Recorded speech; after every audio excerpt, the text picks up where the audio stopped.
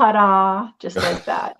I don't know if I'm gonna edit this to have the fancy intro, but hi everybody, welcome to Mental Health Matters. My name is Brooke Cheney, and I have Mike Sodini over here from Walk the Talk America tonight. We are in December, so we're gonna do the year in review and talk about some of the stuff that Walk the Talk America is going to be doing in 2026.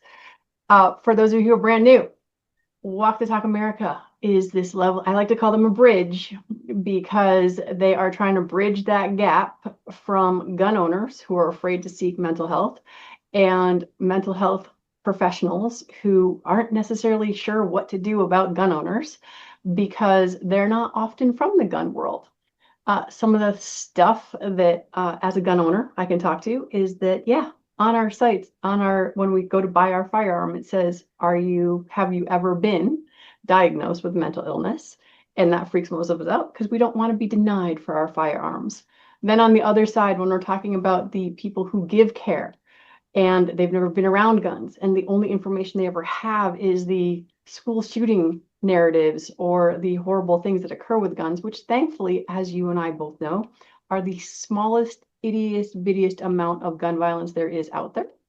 But it helps to understand. And the thing I always tell my students and the people that I meet that are doctors, nurses, practitioners, all of that, Walk the Talk America actually offers educational credits for them and that sort of stuff. So I told Mike I'd to give my high level of what I think it is. Now, Mike, it's your turn. Oh, well, thank you. That's great. It's always fun to watch people describe Walk the Talk America because Walk the Talk America does so much. And I always feel like when I'm watching someone, especially when I'm standing in front of them, like in person, and they're talking to somebody else, and they're like, "This is what he does." I'm always like, "Okay, this is going to be really interesting to see how they play it," because Walk the Talk America does so much, in my opinion, for every negative outcome of firearms and education that I would say like every one of my board members, if you asked every one of my board members, every one of them would tell you the most important thing Walk the Talk America does is this. And it'd probably all be different, right? Some could say it's the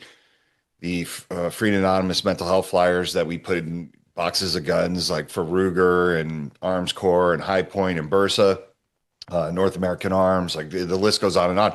But then others might say it's the trainings. Others might say it's the advocacy. Others might say it's what we do in the research community now, or our Kids to Kings program, which is our inner city youth violence Oh, we prevention definitely got to program. talk more about that because I Yeah, do always read about that. Oh wait, I'm like the kid. Yeah, that one too. yeah. That one is yeah, we definitely will talk about that one. That one's getting a lot of attention in a way that I think your listeners would be shocked, right? Because historically, when we look at we as the firearms community, the Second Amendment community, not necessarily the person who just buys a gun for home protection and puts it in the safe and they never see it again, but the people that really feel strongly about the Second Amendment, like as we do. We I feel like we historically have felt like we're never invited to the table. We're never allowed to express our ideas. In many cases, we didn't have many ideas, right? Like, because I think we were so browbeat, like, like you get beaten down. Sometimes you're just like, I can't be part of the solution if the people that are making decisions on the solution hate me. Yeah. Um, or don't understand me. So it was really easy to kind of always default to pry from my cold dead hands. We have a Second Amendment for a reason, right? I get that part. But now I feel like we're seeing this shift where the gun community is starting to come up with their own, the firearms community is starting to come up with their own solutions and pushing those things forward. And now people are actually listening. That's something I'm very proud of with WTTA. You talked about bridges. That's a bridge, right? Right. When did you guys start? The actual organization is Yeah. 2018, which feels like a lifetime ago. Okay. Yeah. Well, so I should remember that. Do you know why? Why? Because Mental Health Matters started in October of 2018 was my first time that I did this show. Wow. And so maybe I Yeah. will remember it now. Yeah. We actually got the paperwork for the 501(c)(3) in July of that Gotcha. year. Yeah. So like, it's kind of crazy. Like, think about that. Like, think about there's these people like yourself and Walk Talk America and people like Kevin Dixie, like we all kind of started to take off at the same time around kind of what we were doing when it came to mental health and firearms. But see, like that's what I was kind of saying. I think for a long time we kind of just were like, okay, no one else is going to solve these issues. We need to start talking about it and figuring out how to solve it ourselves. Yeah. Well, I mean, I know for me that my first time I stepped out of my comfort zone and started talking about gun issues was 2011. And it was here in Hartford at the state capitol, and it was against a 10-round mag ban. Because at that point in time, I was a competitor. I traveled all over the country. Um, I was unaware of politics in like any form or shape. And I was that person who never paid any attention to the headlines of anything. I stopped watching the news in 2005 because I was pregnant in 2005. And I realized that the news does nothing good for me. So, what little information I had at the time was from news. So, 2011, I get up, I go talk about the 10 round mag ban because I think what actually prevents violence? And there's not a single regulation out there that has ever stopped anyone from doing the bad thing. And mental health to me has always been, if we talk about mental health, we help reduce violence because violence is a breakdown of communication. And when we talk to people about how to deal with all of that stuff, we save lives just with that, to think there's an option. So, but sorry, I'm like, I started even longer ago than 2018 is all I was trying Right. to Yeah, that's say. your advocacy work, right? Like that's, Yeah. that so for 10 round mag ban, all those things, I call it feel good legislation. Oh yeah, for And a sure. lot of people feel good about it, but they don't really understand that it does absolutely nothing. It's always interesting when people like, since that was your like start, I'm kind of fascinated by it. Like every time someone talks about a magazine capacity ban, I always ask them like, what is your threshold for death? And it's a question that really screws them up because they're like, Uh-huh. what do you mean? And I'm like, well, how many deaths are acceptable? Like, is it 7 kids? Is it nine Yeah. kids? Is it 10 kids? Is it one kid? Like, people really don't think about that question enough. They, once again, I feel like they get emotionally attached to the fact that this is going to save lives and it would do absolutely nothing. And that's the biggest issue with, I guess, feel good legislation is gun owners know that it will absolutely do nothing to help prevent tragedy. And I think we've always had kind of a tough time expressing that to others, like when they say that, right? Or asking the right question that would make them think. Because every time I ask, like I said, there's not one person that's answered that question when I ask them that. It's almost like it sinks everything. And I don't do it for gotcha moments. I'm genuinely curious to see what is someone's threshold for death because I would rather put my energy away from a 10 round magazine ban and go into like something positive, like there is, and we could talk about this during the show, but there are things that we could do that positive legislation that will save lives, as opposed to legislation always being negative against a gun to save Yeah. lives. You Yeah. know? It's a punitive measure versus a preventative measure. Yeah. Without a doubt. And yeah, that threshold for death, and I mean, and here's the thing is like because I'm here in Connecticut, I'll try to talk about this without falling apart, but Sandy Hook, my kids were 5 and 6 at the time, and I sat through 3 full days of legislation talks about all of the stuff that occurred. Hmm. And the worst part to me was before we got into the Capitol and started talking about that was the day that it occurred. It absolutely made me sick to my stomach that people like Richard Blumenthal and Dick Murphy were up there. Sorry, yeah, whatever. Senator Murphy were talking about gun control versus how do we help these families that are about to bury their own children. The fact that every time something horrific happens like that, they immediately go to we must fix this versus how do we help all of these people who are suffering the greatest loss possible. Yeah. Yeah. And it's just like I, listen, I feel you on that. I got to share something with you because you brought it up. So I'm at the National Harms Reduction, the research conference last week, and they had this. I had to get out there early because at ASU they're putting together these panels, and there was a lady in there. You never know who's like pro-gun, who's gun neutral, and who's anti-gun. You just know, Right. you kind of got to feel it out, and you can kind of tell by their language and tone. At one point, this lady, and I'm going to have her on the show. We have a good relationship. All the gun people were on their panel, and the lady stands up, and she's from Yale, and I'm not going to identify her now. I'm going to just bring her on the show, but Yeah. yeah, she says, do you guys ever talk to the parents of these victims? Do you ever talk to victims, period? And the way she said it, I interpreted it as she's angry, right? But I don't get emotional when like, because I'm like, obviously there's some kind of story that she has that has made her feel this way. And I was like, I raised my hand. I'm like, I'm gonna politely disagree with your comment that we don't. I was like, I run a podcast called the Guns and Mental Health Podcast. We've had everything from actual shooters on to victims to suicide loss survivors to people who attempted suicide and survived. We have people that are anti-gun, gun neutral, pro-gun, right? Like I go through my whole thing. Turns out she lost her daughter, Sandy Hook. Hmm. Um, and it was really interesting because when somebody loses their daughter or their son, their child, right? It's a zero sum game arguing with them or talking to them about it. You immediately know, like, I'm never going to be able to understand your pain. I have empathy for you.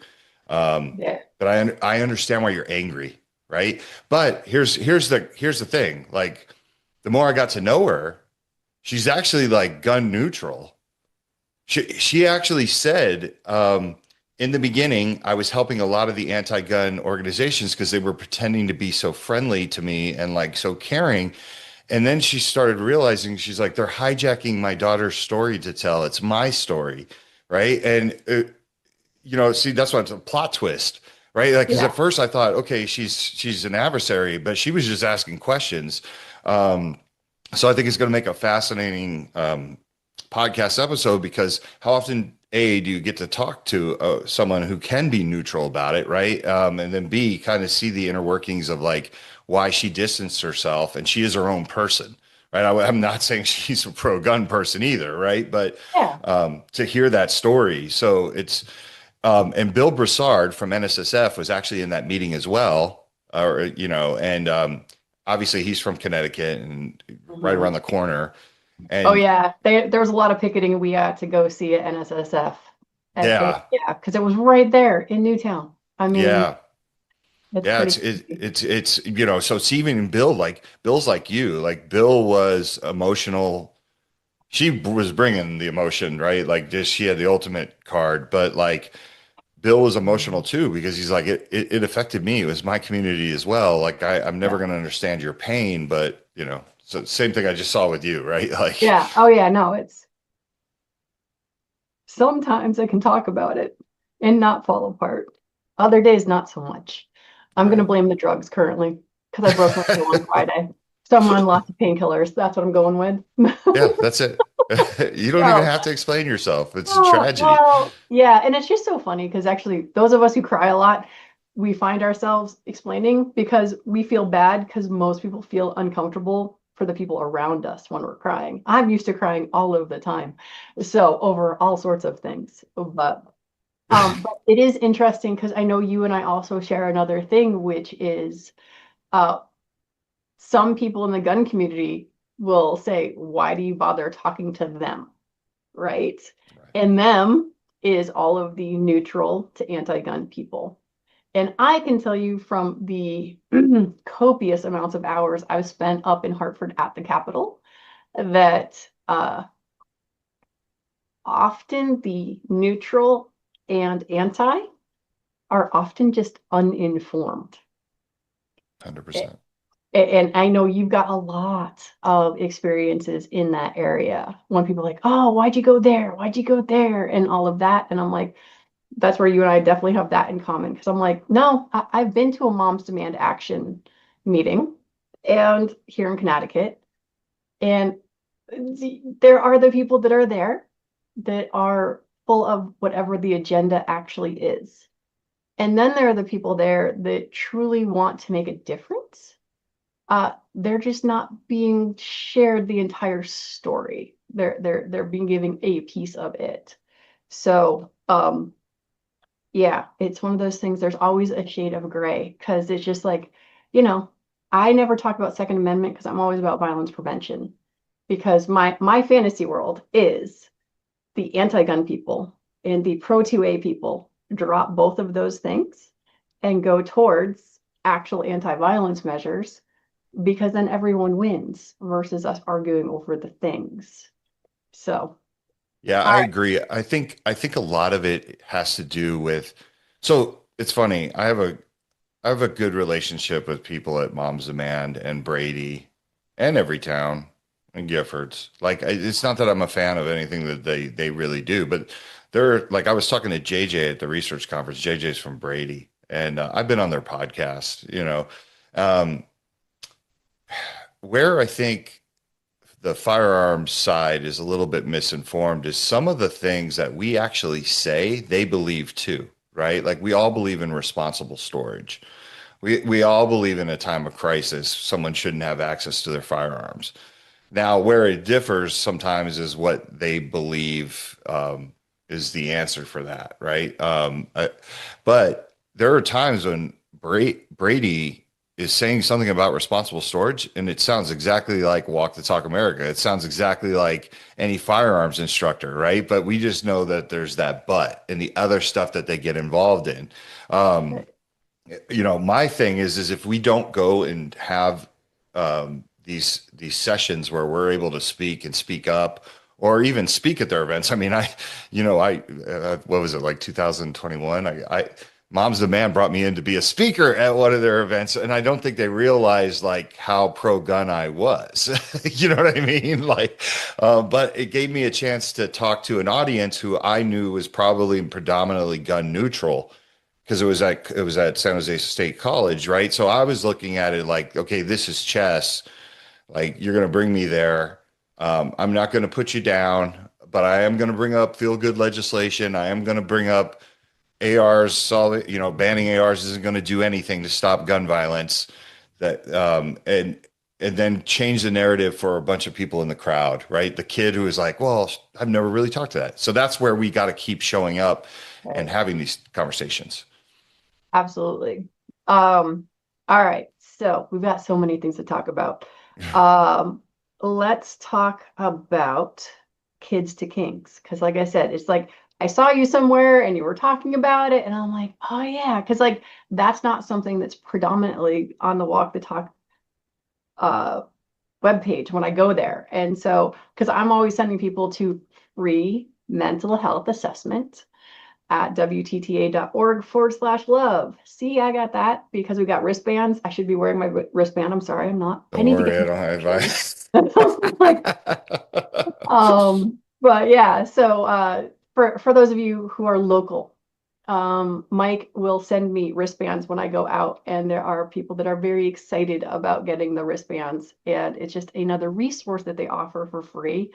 And that being said, I'm going to do a little plug here of please go to Walk Talk America and donate. Not that he knew I was going to say any of that, but we forget when we have these people that are out there advocating for stuff. Yeah, that everything costs money. It's like he gives them to me for free. I give them out for free, but it costs the organization money. So nothing is for free. Just like NSSF has a ton of suicide prevention stuff, and there's free stuff out there a lot. But yeah, so let's go to Yeah, kids to kings. Words. yeah, I can and say thank you for saying that, and I just want everyone, your listeners, to know before I start talking about Kids the Kings. A lot of people ask me, where do you get your money from? And I am so proud to say, strictly from the firearms industry. Like I love actually saying that in front of crowds that are gun neutral and anti-gun because they always say like we don't care. And if the person likes what Walk the Talk America is doing, they have to understand that it's funded by the people that you say don't care. Mhm. You know that. So I love that. But anyways, Kids of Kings. Yeah, the reason why we don't push it forward on our main website is because it's a pilot program in Atlanta.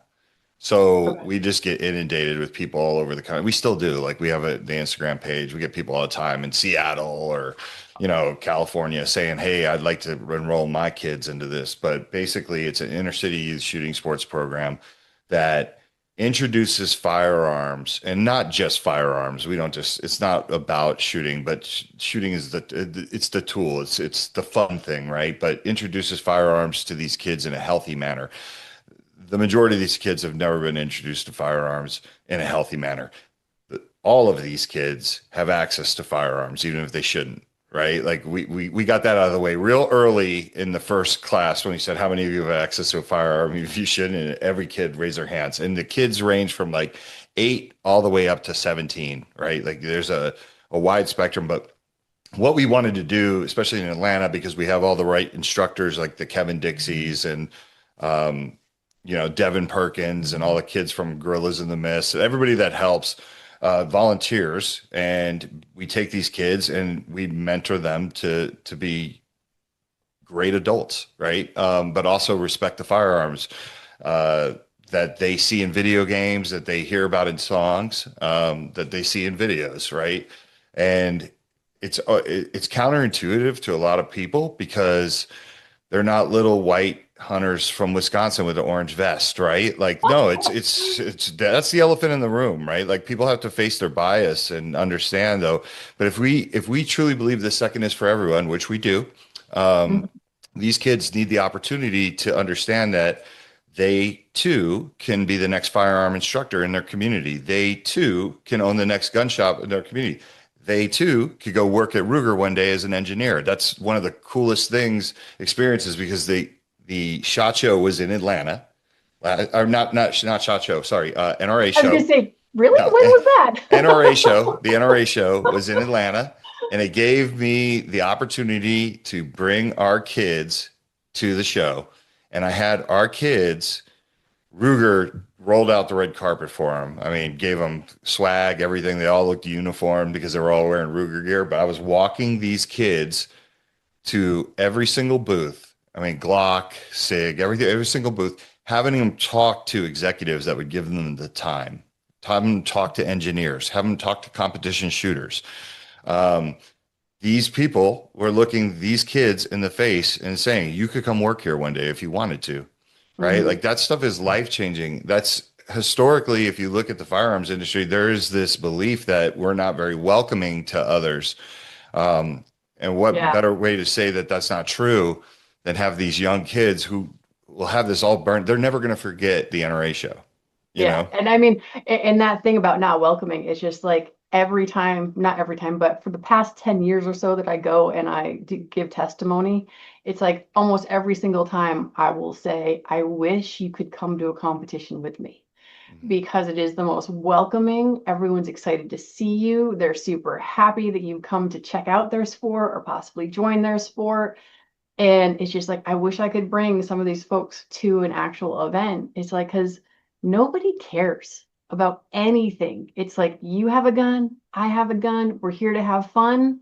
We do not care if you are a CIO, a CEO, a plumber, a jet pilot, a teacher, a doctor, a nurse. None of that matters when we're on the range.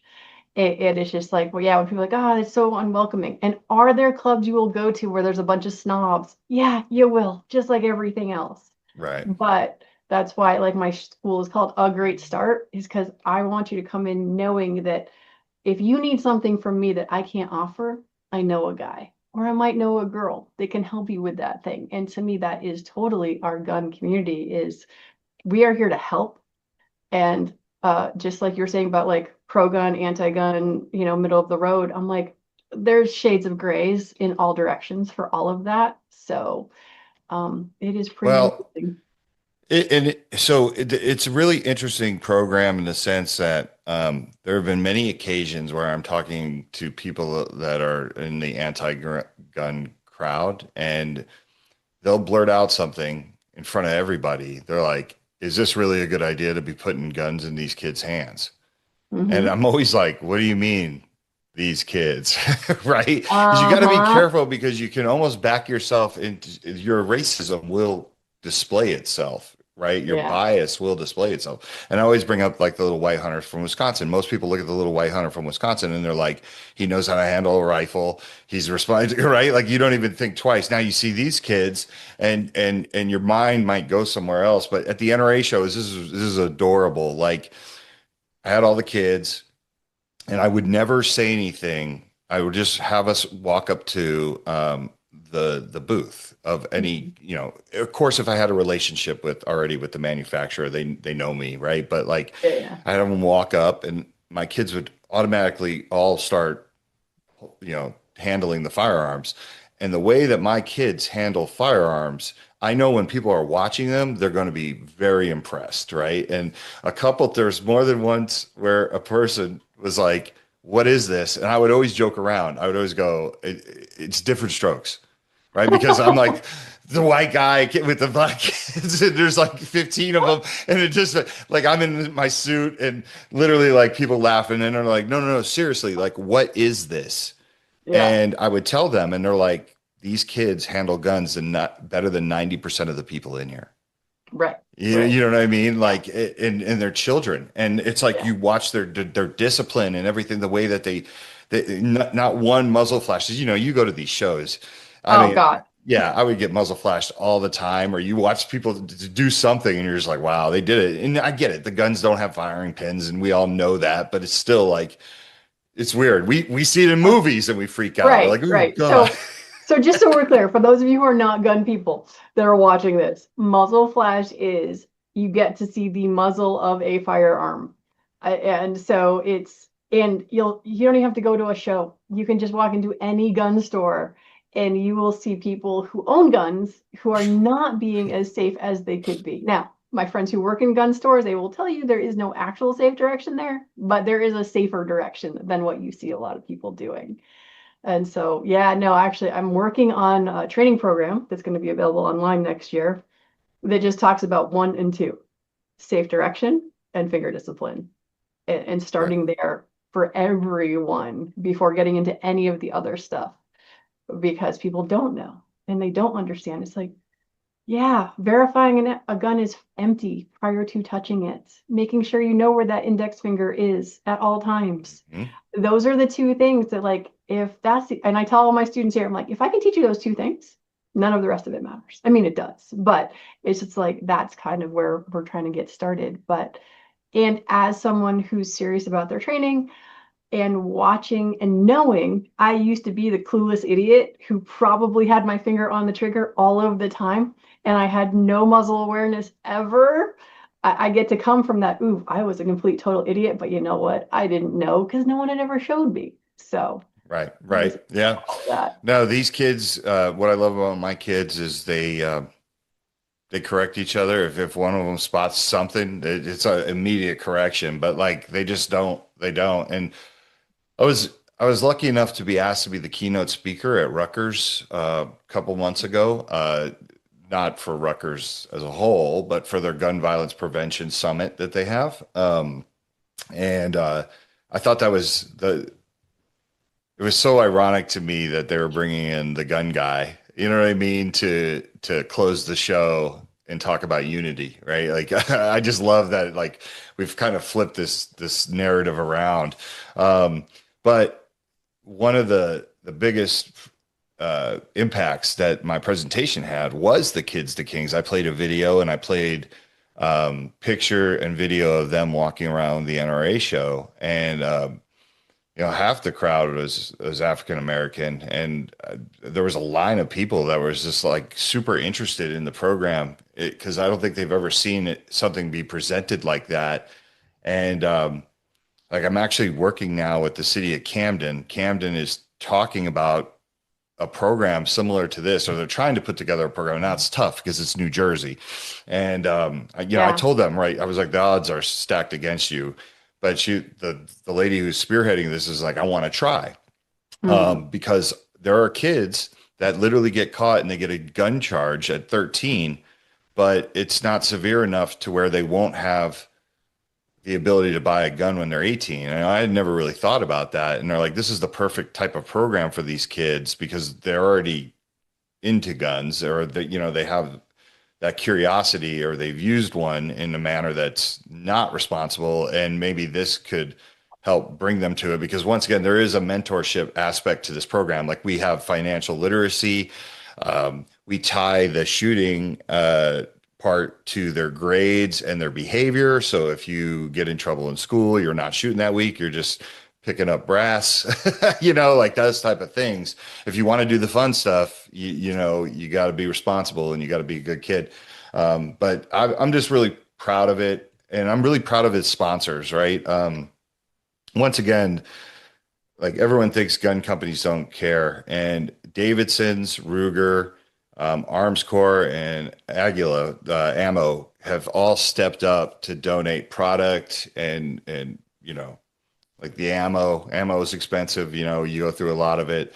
And I got to look these kids in the face and say that these companies donated this for you guys, not for Walk the Talk America. They donated it for Kids to Kings directly for this program. They could have easily just given me money or, said use it how you want, but they donated to these kids.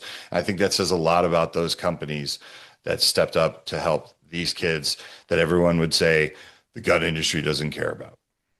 Right. Well, and I mean, and this is the thing is that as you start getting into any type of advocacy within the gun world, it's just like, yeah, there's a lot of misinformation. Like I said, I definitely had tons of stuff that was incorrect and I didn't know. And it's like one of those things like I know we've all seen that headline that says gun owners agree, whatever. And you and I would shake our heads like that doesn't make sense. Right. But I used to be that gun owner Right. because in 2005, if you said 10 round mag ban for all guns, I'm like, what does it matter? Because there's still a bullet in the gun. Who cares? And I was a gun owner. So I could say, I could be that gun owner agrees with 10 round mag ban. And it's just like, I didn't understand that a magazine ban is a gun ban. And Right. then people are like, oh, they're not coming for your guns. I'm like, that's actually exactly what they're doing by doing these things. Because again, you and I both know there is no solid research that shows any of these stuff, any of the regulations has ever made a difference. Yeah. Just like Well, your kids to kings, yeah, it's like well, it's addressing the children, addressing the awareness around right. firearms. You got to get to the root cause. And many people don't know, like you said, you don't know what you don't know, right? So Hmm. I don't, I think there are politicians that know a 10 round, that's just feel good legislation. So they're just going with it. The average Yeah, person that believes in a 10 round ban, if you actually talk to them and you're able to kind of get through to them, I think you can walk them through. They just don't know. And they don't think they're actually harming anyone. an anti-Second Amendment, right? So Yeah, in their world, they don't understand that it's a slippery slope. We know that 10 round ban, magazine ban isn't going to save one more life. Like we know that. So right, if that doesn't work, where's the next step you go? You naturally go to the next harsher ban. And that's where I think sometimes we have trouble because we say, "Oh, you're just trying to ban guns." And they're like, "No," but they don't even see it themselves. They have to right, be walked through like, "No, you may be naive to what you're doing, but that's where you're going with this." right. Well, and because I've been doing this for now 15 years, um, it can be said across the board. It's not even just guns, it's healthcare, it's 5 million other things. And it's just like, there's a saying, ignorance is bliss. And now that I'm in this arena, I'm like, ignorance is way bliss. Because in 2005, I didn't know any of this and I was way less frustrated by things. So Right. Yeah. there's that challenge. How long is the Kids to Kings program? Is it like a camp? Is it like, It literally is it's fluid, but like for example, with the exception of last week, we had 6 weekends in a row.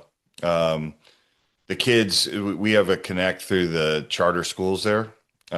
So it's one of those things where we take on new kids all the time. Some because parents got to shuffle them and stuff like that. Some make it, some are staples, some are there every time. But what we're trying to do now is to have someone like Yale or Harvard come in and study this. And now that we have a couple of years experience, like we've never had a kid that's had a negative situation with a firearm, right? And that what I want is somebody from academia world to come study it so they can put their stamp, even though we know it works, their stamp means a lot more in society. It is the way Yeah, it is, right?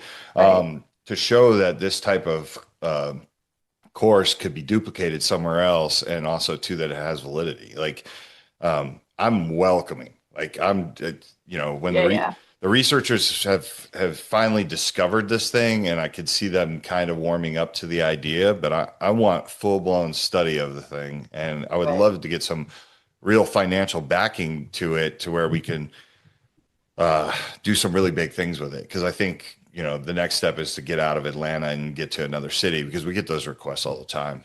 Um, right. And I mean, I will say that, like, back to Sandy Hook in 2014, I was contacted by like NBC or CBS, I forget which one, and they wanted to do research or a bit on kids who were educated around firearms versus kids that were not educated around firearms.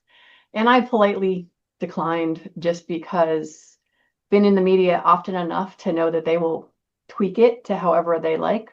But the short version of that was the children who had firearms training, when they came across a firearm, even at 5 and 6 years old, they did not play with it. They went to get an adult.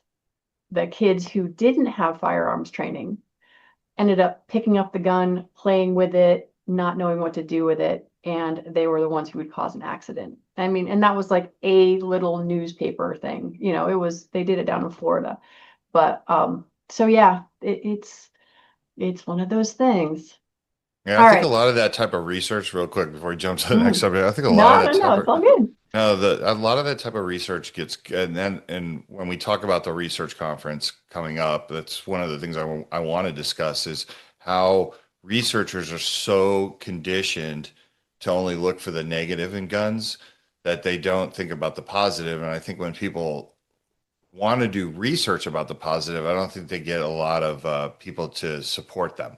You know what I Right. mean? It's difficult. I think it's changing. I'm not going to sit here and say it's not because I know I've been in discussions with quite a few big players, but I. It's like us with suicide and negative outcomes of firearms. For years, we just didn't talk about it or we didn't mention it, and it's a slow moving ship. And I think it's the same for them, right? Mhm. Yeah. Well, I mean, I was just gonna say this is our good segue into talking about all the research you guys have already been part of, stuff that's on the horizon, what's coming next. Because I know off camera, you and I had the conversation about how when you're talking to researchers, you're helping them ask different questions. Right. Uh, so go on about that. Yeah. So, I was doing all these public speaking events like the Aspen Institute of Health. Like I was speaking in places where, and you had mentioned it earlier, where I was getting these statistics, like the 97% group, like people were actually firing off these statistics on stage in front of gun neutral or, majority gun neutral crowds. And it was All right, very so hold on. Start back, go back up. What is the 97% crowd about the? No, well, not crowd. 97% is an organization that loves to spit out statistics like 7 out of 10 gun owners believe in red flag laws. Like they do that Ah, all the okay. time, right? All right. So clearly they're anti-gun. They say they're not, but Mm, it is very frustrating because I would see statistics like this, or people would spit out statistics like this, and I'm like, where are you asking these questions and who are you asking them to? Like maybe what, like gun owners in San Francisco? Like I don't know, you know what I'm saying? Like I could see some people, like I said, gun owners are not this monolithic group that all believe in the same thing. I mean, there are gun owners that believe in red flag laws and think they're a great idea. Like I'm not going to deny that that doesn't exist, but the crowd that I run with, which is like the NRA show and the SHOT Show, we could go down the aisle and 10 out of 10 people will say, I do not believe in any gun laws, right? there is Like that. it's There. Yeah. unconstitutional. So, um, basically, I said, I want to do my own research. I want to start asking Walk the Talk America supporters if they would fill out these questionnaires. And we did this a couple years ago. And the very first questionnaire, we had like 250 people answer it. And I was actually really impressed with that number because we asked some pretty like personal questions in terms of your firearm ownership and use. But I explained to people why I wanted it because I wanted to politely push back against some of the people that I was on stage with when they would say this absurd number, and I could politely say, well, that's funny. Our research shows this, right? Mhm. Now, what happened was all the academic crowd and all the people that work in research, they crapped all over the research I did and the way I collected it. But that wasn't the point. And I gave them that. I said, this is done horribly, and I would need your help. Like, you help me make it better. Like, come on. Well, they ignored it. Then the second time we did it, guns.com actually helped us promote the survey, and we got 2,500 people. So then when I went back to a lot of the people I know in research and I was like, hey, I have this research that we did and we got 2,500 gun owners to take this thing. Then they were like, I want to see it. Right? Like, Because now you've got yeah, because a statistical amount that's more right. than 200. Right. It caught their eye, right? And then when I started attending like the research conference, I've gone 2 years in a row. They invited me to speak at the first one, and I did, which was great because the second one was so much better because people remembered me from the year before, and they were a lot warmer this year than they were, the last year.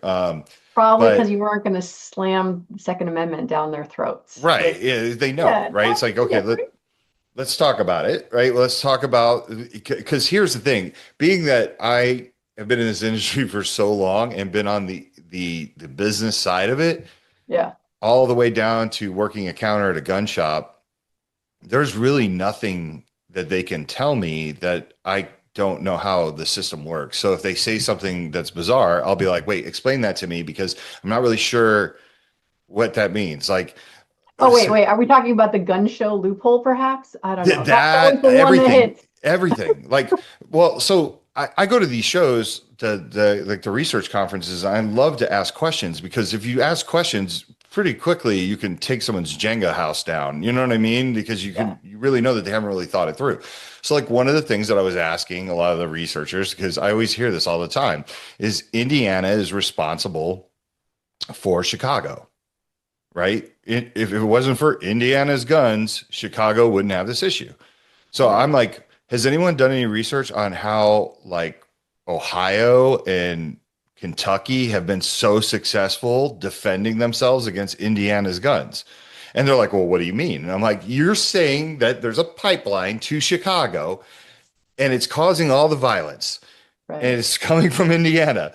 How are the neighboring states? Like, how come we haven't done research to say what are the neighboring states? Because and then they're like, humana, humana, humana. They don't know because they never thought about it.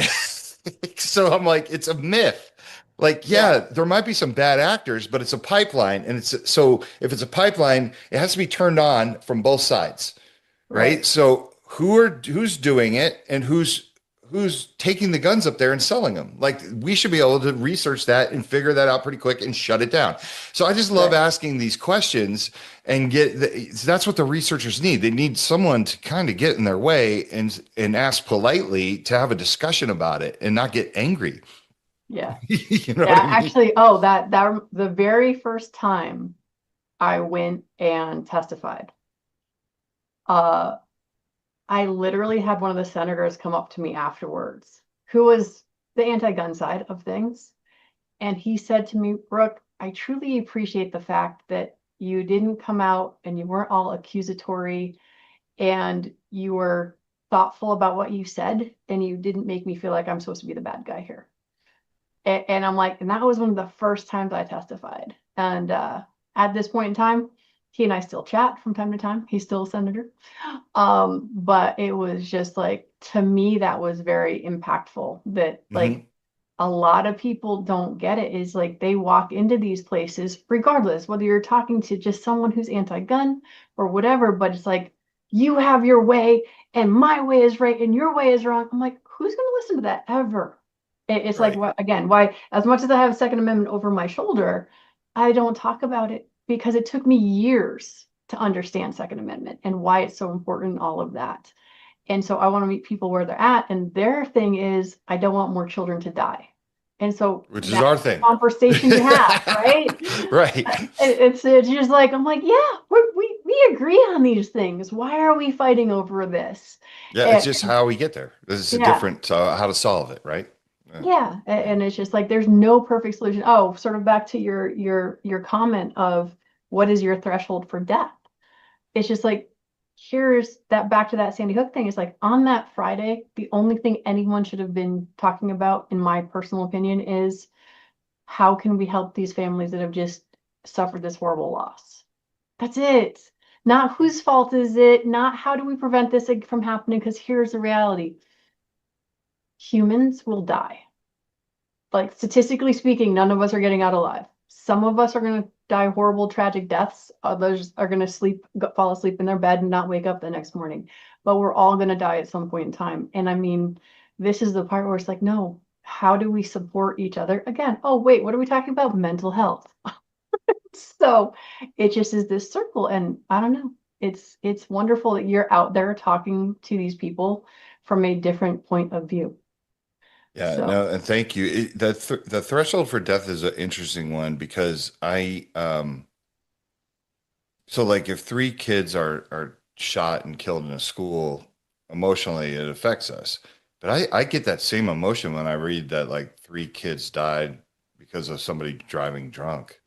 or That they that overdose because of drug Yeah, use. but it doesn't pull the emotion out. It's weird. Firearms are a very unique thing that where it's the only thing that people blame the object. Like if I bludgeon someone with a hammer, like no one's brain ever says, "Well, we got to think about this hammer thing now. That's so accessible. You can get a bunch of them at Home Depot."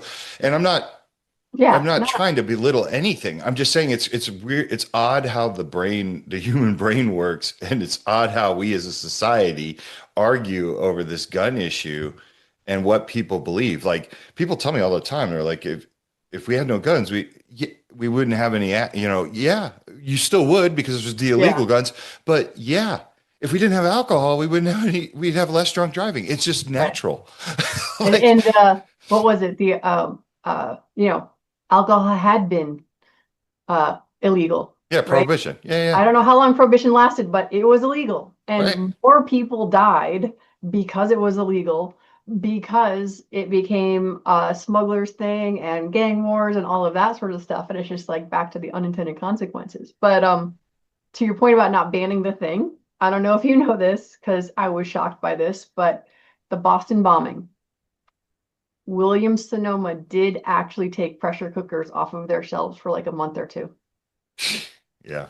And so it's just like, but that is how some people's brains work. It's just like, I'm like, because here in Connecticut, we have lots of anti-gun legislation. And one of the things is if you come to my house and you steal from me one of my guns, I'm now a felon.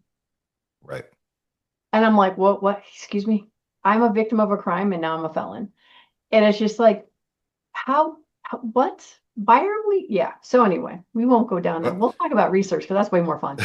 yeah. So the research conference, um, this year, we came back to the research conference and I actually got a table at the research conference and we have a new program that's new for 2025, really rolling it out in 2026 called Roots, which stands for Responsible Ownership, Outreach, Technology, and Safety. Um, and what we wanted to do, because safety products are the redheaded stepchild of the firearms industry, and everybody I've said that to doesn't disagree. Like they're like, yes, they are.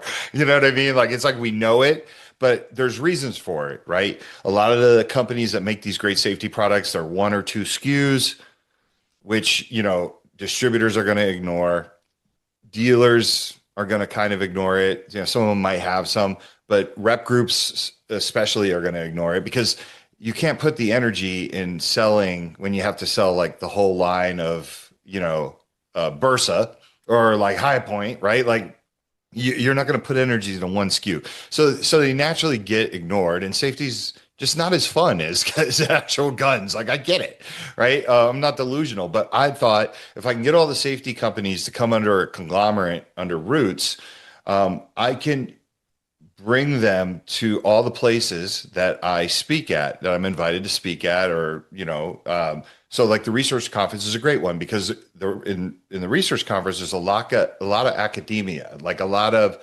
researchers and a lot of behavioral health and healthcare in general providers walking around that get these big grants that only think about cable locks because that's what they've been fed their whole, you know what I mean? Like, and we all know the joke with the cable locks is where do they go? In the garbage, right? Yeah. No, I'm not. Or in a drawer in my classroom. I'm not Right, gonna right. And I'm not here to piss on cable locks, but let's face it, the message that comes with the cable lock is probably more important than the actual cable lock itself. Like if I hand you a lock and I'm like, lock your gun up and walk away. But if I hand you a lock and then I start talking about suicide prevention, how to use this at a certain time, that becomes more important than the actual lock itself because now you're getting someone to think about a plan, right? Um, Right. but so, for example, one of the products that we were displaying, so Roots has right now five main characters, right? We have Boss Lock, Regal, Gun Alert, Vera Safety, and Kinesium. They all make fantastic products. They're all different. No two products are the same. Some of them have overlapping features, but it just letting the people in the research community know that if you want to do some research on anything but just a standard cable lock, do it. But like for example, this is Regal's biometric cable lock. And we had this at the show, right? And people were blown away by this concept because they're so used to the key, right? And everyone knows Okay. that the key, you're handshaking, you're scared, you got to go find the key. And we just wanted to And know that this is available and this opens in 2 seconds. And there's a lot of features to this that are great. Kinesium makes a device that literally texts your phone instantly when your gun moves. Like yeah, no I, matter where I've you seen are. someone with that. They showed me their phone, like, look, my son told me he was gonna go, go trap shooting, and look, here it is. Yeah, like so like there's just these products out there that I wanted to introduce to the researchers. I also want to help them in the firearms industry. I think that if they come together and they add a menu of all the different things that are available, more shops would be apt to carry the stuff because we don't know what we don't know. That's the theme, right? Like and especially at the research conference, they didn't know this. So we had this table there and we had people coming up and checking out all these cool products as they can understand like technology, safety, the messages that are coming with these products. And if you have these grants, let's use this grant money to pay these companies that we constantly keep asking them to give away stuff for free, right? Like nobody asks, well, there's influencers that ask for free guns, but nobody's going up to Glock and saying, I need 50 free guns. But they will go up to Canon Safe and say, I need 50 lock boxes and I'd like you to give them away for free. Like for some reason, we're all conditioned to just ask safety companies to give stuff away for free because it's Right. safety and it's supposed to better the world. But these people Yeah. need to make money too. You know what I mean? Like, so that's what I was doing at the research conference this year, and building bridges, right? Strengthening those bridges, educating. I had numerous discussions with people at the bar or like, sitting in the lobby of the conference that were asking me, how does it work? Like, we straw purchases were a big topic of conversation there. They kind of went away from red flag laws. I feel like guys like me and Rob Pincus and Bill Broussard and Kenny Barlow from Regal were part of that to get them to steer away from red flag laws. I'd like to see more research done on the negative effects of red flag laws instead of the Yeah. positive ones, because people don't think how many people avoid care because of a ERPO or a red flag law. Well, and the other thing, my simple answer to any red flag law has nothing to do with the legality of it. Is like if I am in crisis and I am going to cause harm to myself, I don't need you to take my guns away. I need you to help me. I need help.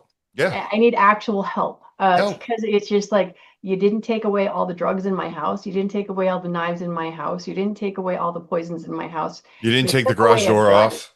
Yeah. Yeah, it's just like, yeah, it's like, I'm like, no, you didn't take my car keys away because, oh, I think you probably already noticed, but in research for suicide, they are starting to finally tabulate suicide by car. And so now police officers, when they come to a car accident that there's no braking action prior to the crash, they are now putting those more into the suicide areas. So, in the next 5 or 10 years, we'll see more stats on that because yours truly, when I was a teenager and I was suicidal, that's exactly how I was going to do it because I didn't want anyone to know that I did Hmm. it. Yeah, So, I'm glad you brought that up because but Jake Wiskerson, who is the other half of WTTA FaceWise, has been saying the suicide by car thing for years.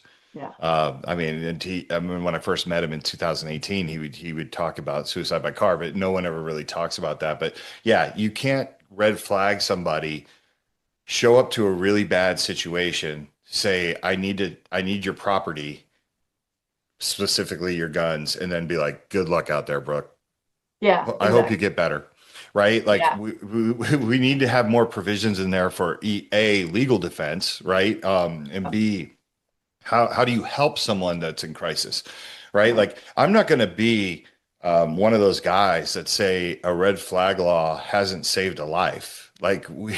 I'm sure it has, right? But like you said, if you need to be red flagged, I don't want you driving anymore, like Yeah. until you're better. And also the You need to take my length, Drano away. yeah, like It's the it's not that one. It's not that simple. It's just sort of like violence. I mean, it becomes the onion, right? It's like violence. We want to address that and stop that long before someone has a firearm in their hands. right. And that's why I'm like, having looked at all the FBI stats over a 20-year period, because I'm a stat geek that way. Um, Violence with firearms is actually the smallest percentage of violent crime in America over the course of 20 years. And it's just like, so they are addressing the smallest amount of violence that they possibly can versus looking at the bigger picture of what do we do to prevent violence. And this is where I'm like, the data is out there. And that's the part that sickens me the most is that it's like the data is there. The FBI, the CIA, the police departments, the gang violence, all of it. It's just like it's about what you're doing with Kids to Kings. It's about teaching that responsibility, building that community, giving them something to shoot for, people who are in hard places. And it's just like the simple solution to violence based on lots and lots of reports is you and I have to treat each other like a human being Mm. and understand it's okay to Yeah. not agree Yeah, on one no, you're thing. 100% right though. It's hard work though, right? And that's the thing that like politicians don't have time. Like they have to pretend they're doing something, right? And no one wants to see like, hey, I'm going to build something that if I'm a politician, I'm going to help you build something that I'm not even going to get credit for because I'm already going to be gone by the time that this thing actually because it needs 4 or 5 years, right? Like Walk the Right. Talk America, it's wild when I think about where I started and where it's at now, right? And I tell people all the time, like, if you're not willing to go broke and literally do crazy things to make money to keep something that is a dream alive, like for at least the first 3 to 5 years, don't do Yeah. it. Like, go get a paper route, like, do something else. Like, but you're saying it's root cause mitigation, which sometimes means working harder and it's easier just to be like, well, ban it. You know what I mean? Yeah. Like, Yeah. and everybody will praise me, but it really won't save anybody. You know what I mean? Like it's I don't know. That's what I'm trying to make the researchers understand is like there's so much stuff that we could research that could actually get something good done. There's so much positive legislation. I know like some of your listeners are going to be like, well, positive legislation, like give me an example of that. I'll give you an example. Like Gala True from the Armory Project out of Louisiana was getting gun shops to join her group that offers safe storage to anybody who needs it, right? No questions asked. You can just drop off a firearm.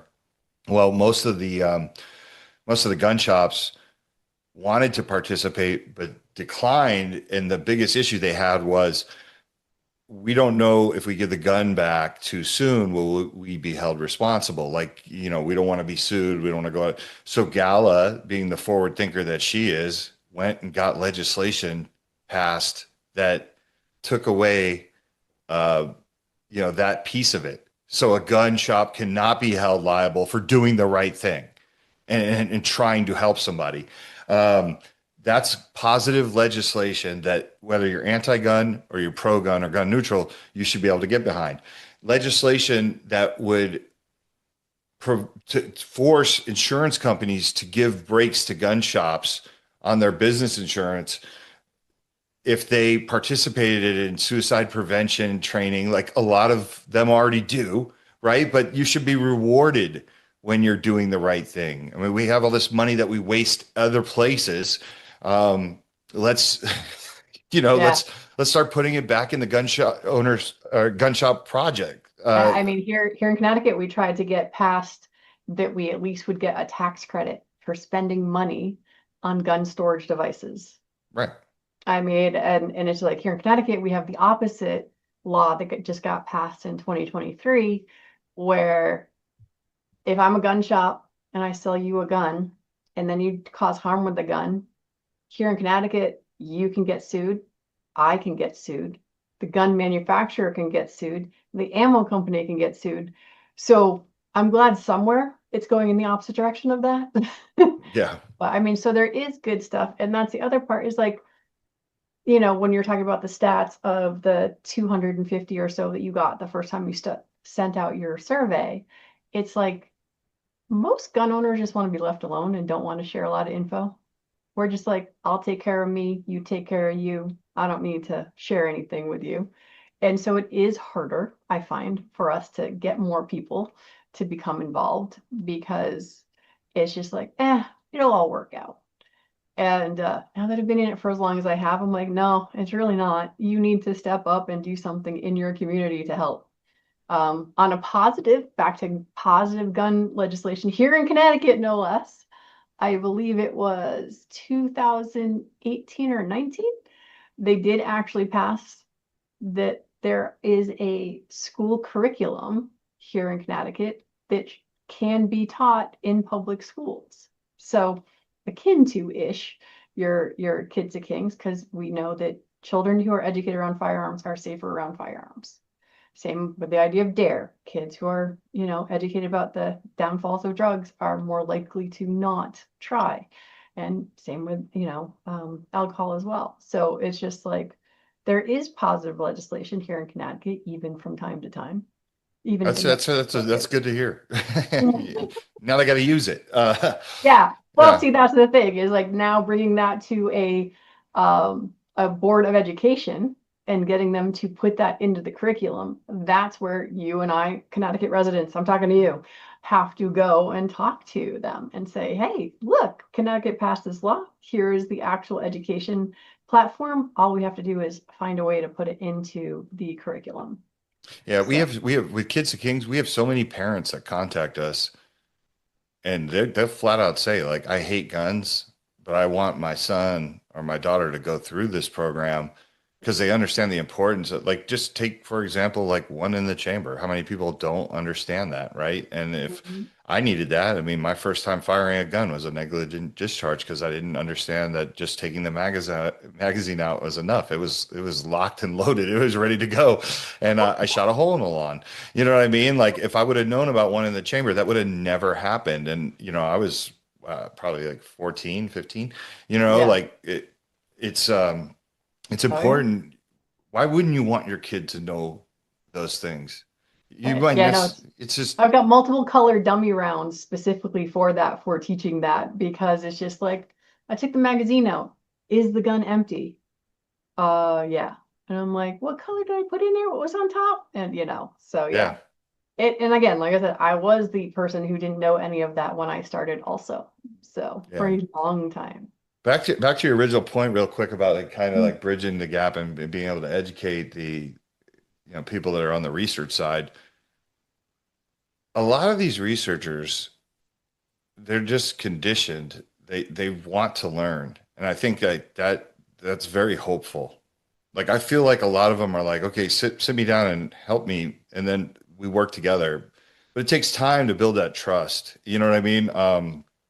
So it's so important, like what you do and what I do, to continue to branch out and literally be like, look, here's my card, here's my number. I know how all of this works. You can call me. It's not like I may disagree with you on what you're trying to accomplish, but I want you to be able to ask me, why would gun owners hate this? Or why do you think this is feel good legislation? Like, why do you think this is going to help anybody? We have to be able to continue to have those conversations, because if you keep showing up and you're consistent and people know that you have a good heart and you have the same goal, which is to end negative outcomes of firearms, right? And Yeah. kids not dying and all those things, Yeah. even adults not dying, right? Like Yes, everybody, that'd be lovely. right?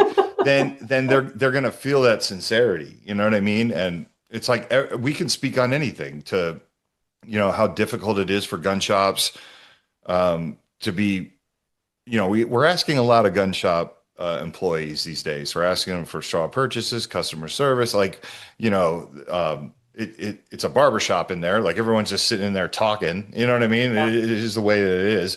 And then you want them to be mental health experts and look for suicide Oh cues. yeah. Like these guys, the turnover rate in gun shops is huge. These guys don't make Right. that much money. It's not, like there's other ways that we can handle this, but at least we're able to tell them how this stuff works and where, things might Yeah. get complicated with what they want. And I mean, and this is that look back thing a little bit too, is that pretty much there hasn't been a mass shooting of any kind where someone didn't go back and look. It's like, oh, look at all these red flags that this person had. And the challenge is they don't understand. There are hundreds of thousands of people out there that the cops are aware of have all the exact same red flags, Yep. and nothing bad ever happens. They're Right. like, how did they miss that? I'm like, because this is one of hundreds of thousands that have the exact same scenario. And that's back to the acceptance that bad things are going to happen, but we Right. can do everything we can to prevent them as best we can, but when they happen, work on the healing side of it, not on the blaming side of it. There was a horrible event a couple months ago in New York City. A dude got killed by MRI machine because he got into a door that he was supposed to be locked, and he basically got decapitated by his own necklace. And it's just like, and I'm talking, I'm in an MRI machine at the time when I'm talking about this. And the lady's like, yeah, now that's our Black Swan event. And now we have to change all of the protocols across the entire country and all of this. I'm like, so you're telling me that out of the hundreds of thousands of MRIs that are done safely on a daily basis, because less than 0.0001% of them failed miserably, you're going to change the regs for everything? They're like, yep. And I'm like, whew, that's a lot for one bad thing having occurred. Like, so zero tolerance. And I'm like, that just seems statistically improbable that you could ever get to a point where you have that. But Yeah. I'm not a researcher. Like it's the same thing with like waiting periods.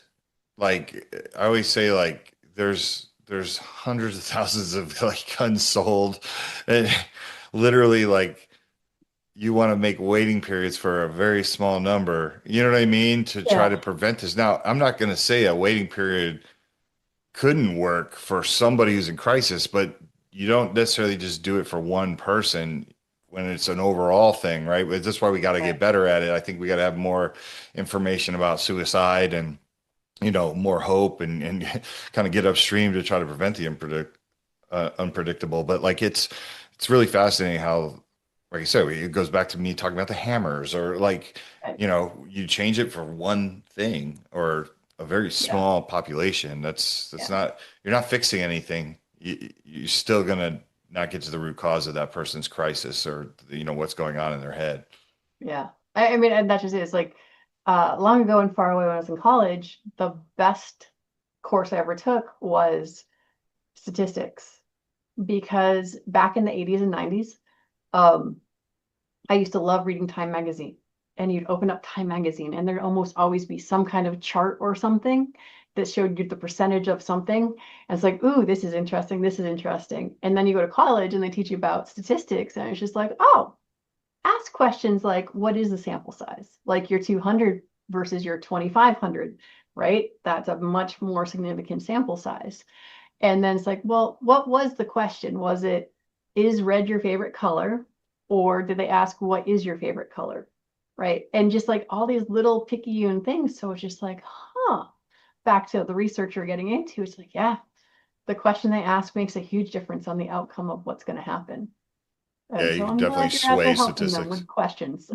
Yeah, yeah. And it I'm learning a lot, and what I didn't understand is like there's so much money in that side of things. Not that I'm saying I'm going for money, but I'm kind of blown away at how much money is spent on research, and I'm always like, wow, you spent this much on on that? Like, Yeah. we got 2,500 people to take our survey for free. Like Yeah. you Yeah. did, you know what I mean? We had some help Yeah. from our friends, but like, it's just wild. It's wild what they analyze. And sometimes, back to the original point, like of what you were saying about they'll get fascinated like with ghost guns.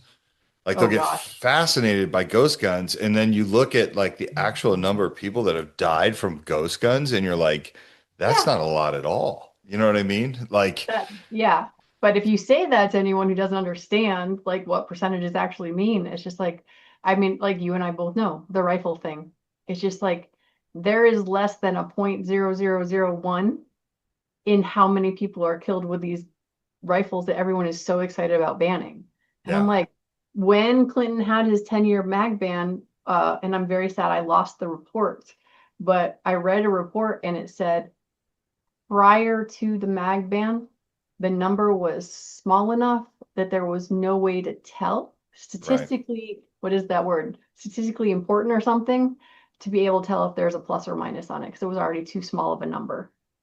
So it's just like we need to do impact and not, well, feel good. Yay, we did Yeah. something. You know, Oh my gosh. Ugh. Sorry, I hate saying did something. It's it, like it, that's my PTSD now. We got to do something. I'm like, do no. something. I always tell people Walk Talk America is that something. When they say we got to do something. The AR thing is very interesting.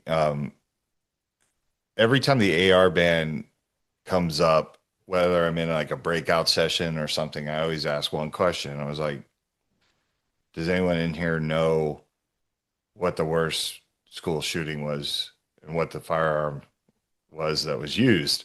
And no one's Mhm. been able to get it on the outside of the gun side, Right, which right. is Virginia Tech, and the kid used Glocks. Yeah. Um, so it's just like that shows you right there that banning an AR is not going to stop this, Yeah. you know, and Yeah. you could be the deadliest with just your Glocks. You know There what you I mean? go. Just two Glocks. Like it's, Hmm. but see, we have to be able to politely put that information out there just to make people think. And if we're not in that room, we're not going to be able to do it because they're just going to run with that narrative and no one's going to correct them and raise their hand and be like, hey, does anyone know in here? Yeah. Because you got to show them the blind spot, right? Like, Right. okay, now that you know that, then what? If you just Yeah. double down, you're like, I don't care, then you're showing your true colors. But if you actually Yeah. care, then you're like, okay, we have a huge problem then, you know? Yeah. No. In the beginning, when I go up to Hartford, I would wear nothing gun related whatsoever. I would go sit at the table with all the moms, moms demand action. And we'd sit there, we'd be having a lovely conversation. And then one of the pertinent questions for whatever we were there for that day would come up. And then it was entertaining, sort of, and disheartening a little.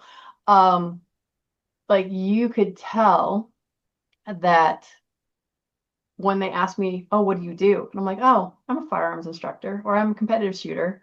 Because in the beginning, I just was a competitive shooter. Like, huh.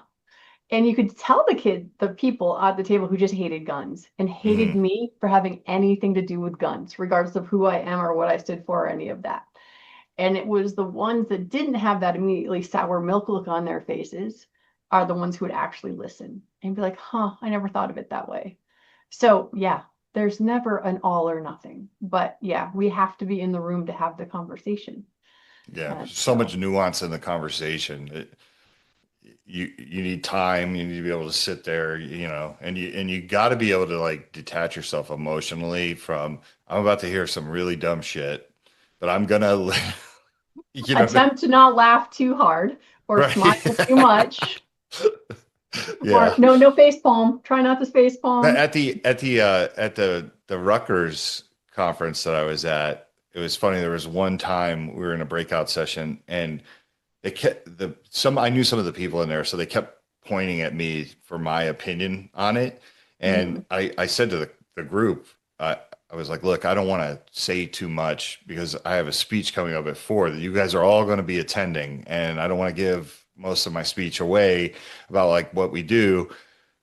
But Brady and Mom's Demand, they had representatives, and the guy from Brady, he introduced himself when we were going around the room as a survivor of gun violence. So I already knew, okay, like if there's anyone who hates guns, it might be you. You might have that, you might have a good excuse, right? Yeah.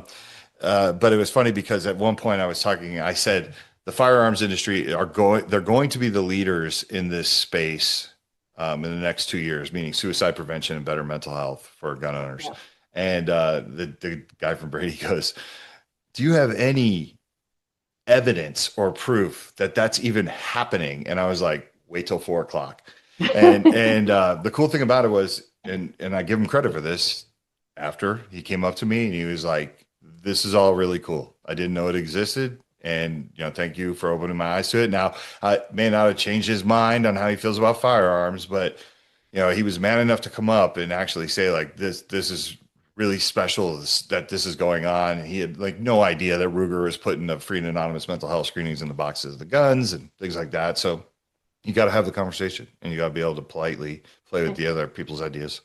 And that was the same after the speech where you had people around the corner waiting to talk to you guys, right?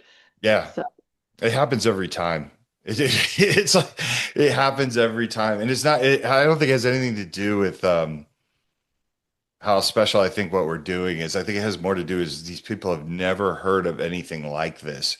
They've never heard of the firearms industry. The firearms industry does a horrible job of talking about the good we do. We've never been like that as a whole. yeah, Like we don't even like even our conservation efforts with land is something yeah. that most people don't know that the firearms industry is responsible with the TTB tax. Like there's Oh so yeah, no. much. Yeah, we don't beat our chest I, about any of this I stuff. have a student who's a PETA person. People are eat tasty animals. No, sorry. But like totally anti hunting. I'm like, this is the thing people don't understand. It's like hunters are the strongest conservationists out there.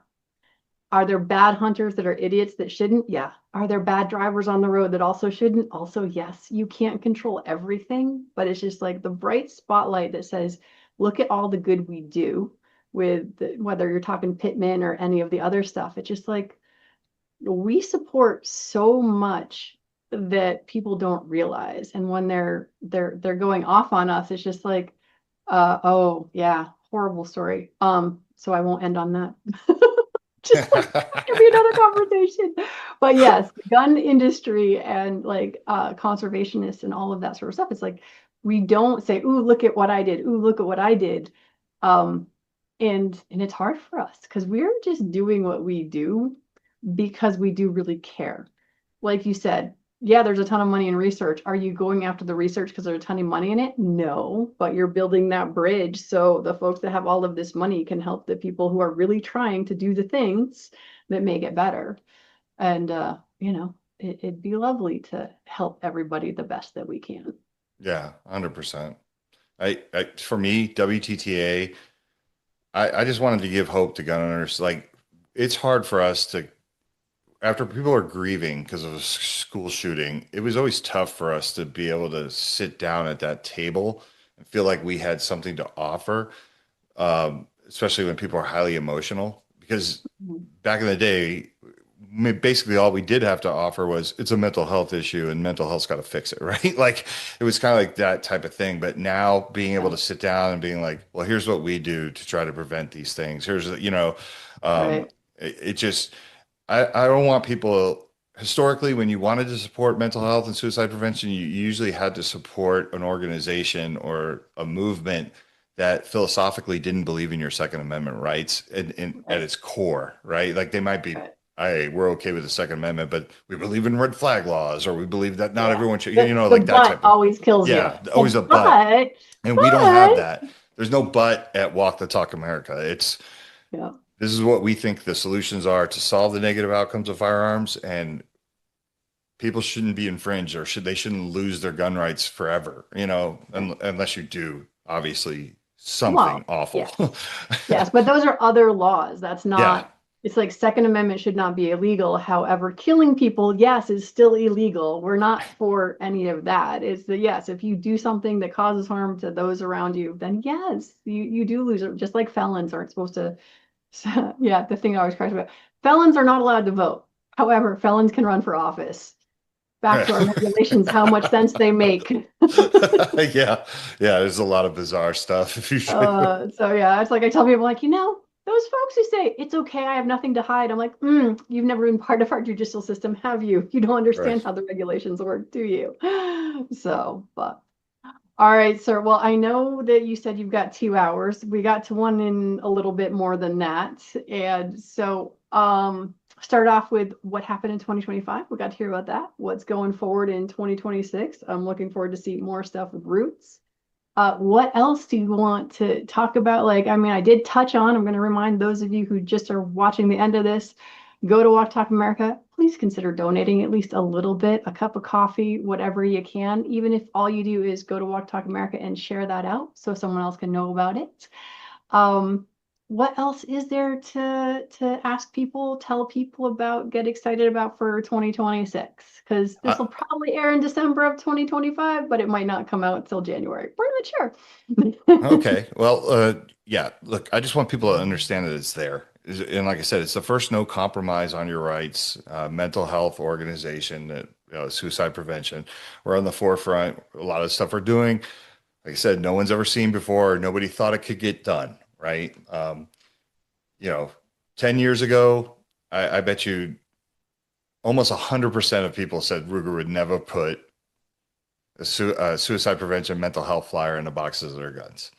And we're doing it. We're getting there. And Walk the Talk America plays a huge role in that, right? Because we can be guns and mental health go together. They're not mutually exclusive. So I want everyone to know that everything we do is for free, right? So all of our resources on our website, you as a gun owner or you as someone who wants to be involved, maybe you're not a gun owner, but you understand it, you're culturally competent, can go and use our resources and not feel dirty about it, not feel like you're backing somebody that doesn't believe 100% the same way you do. And just keep checking out the cool stuff we do. Sign up for our newsletter.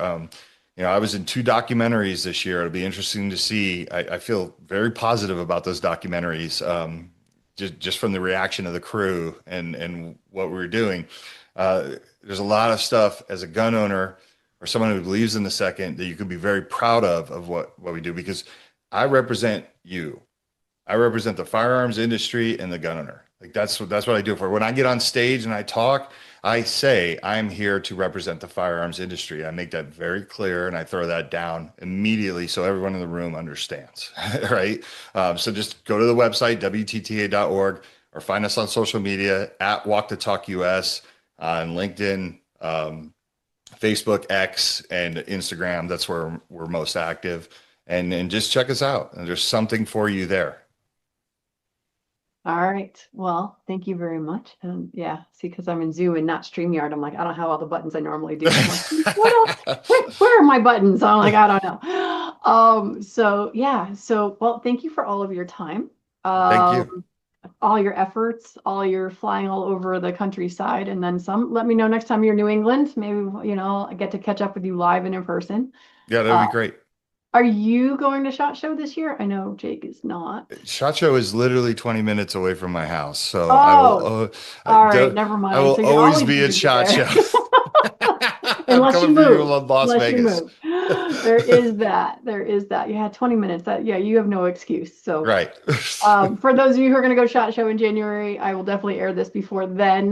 Go, you'll find him in his. Are you going to wear your Green Lantern shirt there as well? You will find me that at the show. Everyone always says like, "Oh, you're always in a suit," and I'm like, "No, I'm only in a suit at these specific events." But that's the only time I see you. Every time I'm in a Green Lantern shirt. No, I will be there, but I'm very approachable. And the rest of the Walk the Talk America team is too. So if you're at SHOT Show and you see me in the hallway, please stop me. Let's have a discussion about guns and mental health, and whatever you have And you never know, questions. he might have a cool sticker on him because the front of his shirt is also a sticker. I saw it. It's right behind you. I love Oh that. yes, wait. Oh yeah, wait. Hold on. Let me go there. There it is. It's I, under the Veterans Crisis line. But hold on. There it is. yep. There's that guns and mental. I saw that. Well, that's one of the first things I noticed. It was right behind your shoulder. Well, and it's for the second. It's over here a little bit, because this always moves because it just depends on the day. Yep. But Thank you yes. for representing. Well, it's like I got you guys. I got to make someone's day better because I don't know if you ever heard of Hillbilly Up, but he's got a show. Actually, it comes on after this at 10 o'clock. Um, and his thing is guns, beer, and mental health or something like that. I should know better, but oh yeah, guns, beer, and therapy. There we go. Mm, That's what I his like is. that. So yeah. But anyway, all right. Well, thanks again. Yep. All Thank of you. you who whatever tuned in, watch this replay or live. By all means, leave a like, comment, subscribe, all those things. I will try to have the links to all of the different social medias that Mike talked about. And other than that, have a great night.